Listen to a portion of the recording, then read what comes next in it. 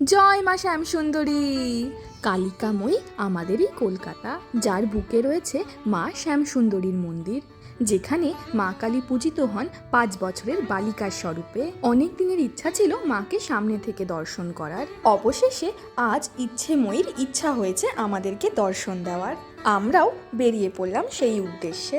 আজকের দিনটা দুটি কারণে খুবই স্পেশাল। প্রথম, অবশ্যই মা শ্যামসুন্দরীর দর্শন পাওয়া, আর দ্বিতীয় হলো অনেক দিনের পুরনো দুজন বন্ধুর সঙ্গে আবার দেখা হওয়া। চলুন আপনাদেরও আলাপ করিয়ে দিই। প্রথম হলো সুজিত, আমাদের এক্স টেক লিড এবং অবশ্যই পার্মানেন্ট বন্ধু। আর এটি হলো সুমগ্না, ইংলিশ প্রফেসর, আর তার সাথে অবশ্যই সুজিতের বেটার হাফ। তার সাথে প্রথম আলাপে আপনার মনে হবে একে তো আমি অনেক বছর ধরে চিনি, শুধু দেখাটা এই প্রথম হলো। অবশেষে আমরা প্ল্যান মাফিক বিকেল 4টের কিছু আগে গিয়ে মন্দিরে দর্শনের লাইনে দাঁড়িয়ে পড়লাম। এই মন্দিরে মা পূজিত হন 5 বছরের বালিকা রূপে এবং তাকে বলা হয় জীবন্ত কালী। এখানে অমাবস্যার দিন রাতে হয় মায়ের বিশেষ পুজো। একবার মন্দিরের প্রধান পুরোহিত এরকমই অমাবস্যার দিন বাজারে যাচ্ছিলেন পূজার সামগ্রী সংগ্রহ করতে।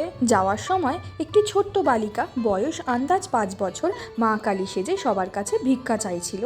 সেই বালিকা যখন পুরোহিতের কাছে ভিক্ষা চাইতে আসলো, তখন পুরোহিত তাকে ধাক্কা মেরে সরিয়ে দিল এবং বলল, কাজ করে খাস না কেন? বালিকা তখন কাচুমাচু মুখ করে বলল, কাজ পেলে কি আর ভিক্ষা করে খাই? পুরোহিত সে কথায় কোনো কর্ণপাত না করে ফিরে আসলেন বাজার থেকে।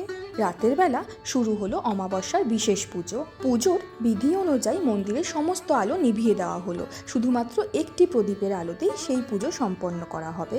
প্রদীপের সেই একটি মাত্র শিখার টিমটিমে আলোতে পুরোহিতের যেন মনে হলো মা তার বেদিতে উপস্থিত নেই। চোখের ভুল মনে করে প্রদীপের আঁচ আরও বাড়িয়ে তিনি ভালো মতন লক্ষ্য করলেন।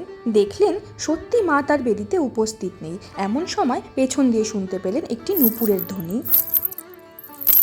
আকস্মাৎ এরম দৃশ্য দেখে পুরোহিত মশাই তো স্তম্ভিত হয়ে গেলেন। একটু পরে আবার তিনি দেখলেন ভোলানাথের বুকের ওপরে একটি ডান পা এসে পড়ল। প্রদীপ তুলে এবার তিনি দেখতে পেলেন মা কালীর মুখের জায়গাতে অবিকল সেই ছোট্ট 5 বছরের মেয়েটির মুখ, এবং সেই ছোট্ট বালিকাটির মতোই মাও এখন তার কাছে চাল এবং কলা ভিক্ষে চাইছে। এত দূর দেখেই পুরোহিত মশাই তার জ্ঞান হারালেন।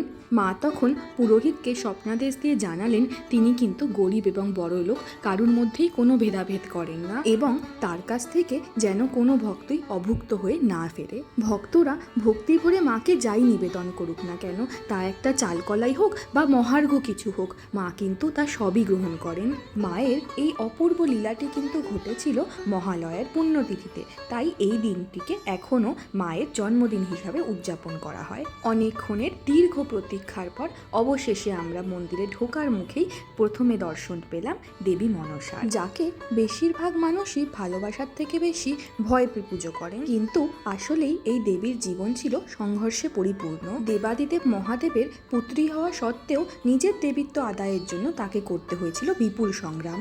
আবার তার স্বামী ছিলেন প্রবল প্রতাপী ঋষি জরৎকারু, যিনি বিয়ের পরেই দেবীকে ত্যাগ করে সন্ন্যাস গ্রহণ করেন এবং তাদের একটি মাত্র পুত্র আস্তিক ঋষিকে দেবী একাই বড় করে তোলেন। আপোষহীন অদম্য নারী শক্তির চরম উদাহরণ হলো এই দেবী মনসা, যার দর্শন পেয়ে আমরা হলাম ধন্য। দীর্ঘ প্রতীক্ষার পর এবার অবশেষে সেই ঝলমলে মুখের হাসিটা দেখতে পেলাম, যেটা দেখার জন্য এত দূর থেকে আসা। আজকের এই বিশেষ দিনে মা শ্যামা সুন্দরী তার শ্যাম গাত্রের মতোই শ্যামা বর্ণের একটি শাড়ি পরে দীপ্তমান হয়ে রয়েছেন বেদিতে। আমরা বেশ অনেকক্ষণ লাইনে অপেক্ষারত ছিলাম এই দর্শনটা পাওয়ার জন্য, কিন্তু সবচেয়ে ভালো ব্যাপার হলো যে আমরা কিন্তু মায়ের দর্শনও করেছি দু চোখ ভরে, বেশ অনেকক্ষণ সময় নিয়ে। তার সাথে অঞ্জলিও দিয়েছি মায়ের চরণে। মন্দির থেকে বেরোনোর পর আমি লক্ষ্য করলাম আমাদের সবার হাতে রয়েছে মায়ের প্রসাদ, কেবলমাত্র সুমগ্নাই ভুলে গেছে প্রসাদ আনতে। আমারও হঠাৎ কি মনে হওয়াতে আবার পেছনের গলি দিয়ে ছুটে গেলাম সুমগ্নার জন্য প্রসাদ আনতে। যিনি প্রসাদ বিতরণের দায়িত্বে ছিলেন তিনিও কিন্তু কোনো বাক্য ব্যয় না করে আমার হাতে এক বাটি প্রসাদ ধরিয়ে দিলেন। আবার মন্দির থেকে বেরিয়ে এসে সুমাগ্নের হাতে যেই সেই প্রসাদটা দিলাম, হাসি মুখে সে গ্রহণ করলো আর বলল মনে মনেও দুঃখ পাচ্ছিল যে মা হয়তো তাকে প্রসাদ দিতে চান না। কোনো অজানা কারণে মা নিশ্চয়ই তার উপর রেগে রয়েছেন। পরে যখন বাড়িতে ফিরে আমি এই ভিডিওটি বানানোর জন্য মায়ের সম্বন্ধে একটু পড়াশোনা করছিলাম, তখনই জানলাম যে এই মন্দিরে মায়ের আদেশই রয়েছে কোনো ভক্ত যাতে খালি হাতে প্রসাদ ছাড়া না ফেরে। তাই তো সুমাগনা ভুলে গেল, মা কিন্তু ভোলেননি তাকে প্রসাদ দেওয়ার কথা।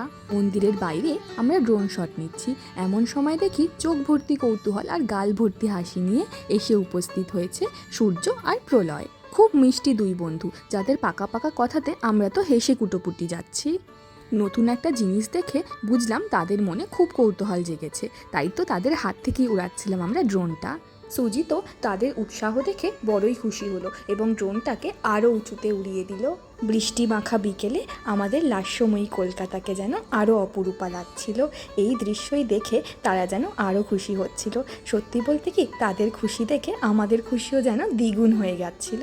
যতটা সম্ভব উঁচুর থেকে পুরো শহরের একবার এরিয়াল ভিউ নিয়ে এবার আমাদের ড্রোনটা আবার নিচে আসতে শুরু করলো। এই দুই বন্ধুর মধ্যে সূর্য ছিল একটু বেশি সাহসী আর বেশি উৎসাহীও। সে দৌড়ে গিয়ে তার হাতটা বাড়িয়ে দিচ্ছিল যাতে ড্রোনটা তার হাতেই ল্যান্ড করে।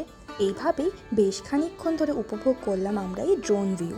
তারপর আবার ঝমঝমিয়ে বৃষ্টি নামলো। কোথায় একটু বসা যায়, একটু আড্ডা মারা যায়, সেই চিন্তাতেই আমরা এদিক ওদিক ঘুরতে শুরু করলাম। এইভাবেই ঘুরতে ঘুরতে আমরাও এসে হাজির হলাম কিনা বাঙালির অতি প্রাচীন অতি পরিচিত আড্ডা মারার এর চেয়ে বেস্ট জায়গা আর হয় না, ইন্ডিয়ান কফি হাউসে।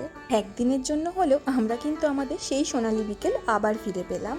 রবিবারের সন্ধ্যা, তার উপরে বাইরে ঝমঝমিয়ে বৃষ্টি। বলা বাহুল্য কফি হাউসেও একটা টেবিল পাওয়ার আশাতে বেশ অনেকেই কিন্তু ওয়েট করছিলেন। আমাদের ভাগ্য খুব ভালো হওয়াতে এবং তার সাথে অবশ্যই আমার বোনের অত্যন্ত পরিশ্রমের ফলস্বরূপে আমরা পেয়েছিলাম ব্যালকনি সিট। অনেক দিন পরে আমাদেরও সেই কফি হাউসের আড্ডাটা আবার জমে উঠল। 150 বছরেরও বেশি প্রাচীন এই বিল্ডিংটির সঙ্গে কিন্তু আমাদের সব বাঙালিদেরই প্রচুর স্মৃতি জড়িয়ে রয়েছে। কখনো বা কলেজ স্ট্রিটে বই কেনার ফাঁকে বা কখনো এমনি এমনি উইকেন্ডে কতই না আড্ডা জমিয়েছি সেখানে। এখন কলেজ শেষ হয়ে বেশ অনেক কটা বছর কেটে গেছে। আমাদের কলেজের বেশিরভাগ বন্ধুরাই এখন কর্মসূত্রে রয়েছে বাইরে। তাদের সঙ্গে দেখা করার আড্ডা মারার সুযোগ এখন বড়ই কম হয়। তাই যেন মান্নাদের কফি হাউস গানটা আরও বেশি প্রাসঙ্গিক মনে হয় এখন। জীবনের সাথে এগিয়ে গেছি আমরাও, শুধু পেছনে পড়ে থাকা এই সোনালি দিনগুলোর কথাই বড্ড মনে পড়ে আজও। থাক, আজকের মতো না হয় এখানেই থামা যাক। এর বেশি ইমোশনাল আজ না হয় নাইবা হলাম। খুব সুন্দর একটা দিন কাটলো।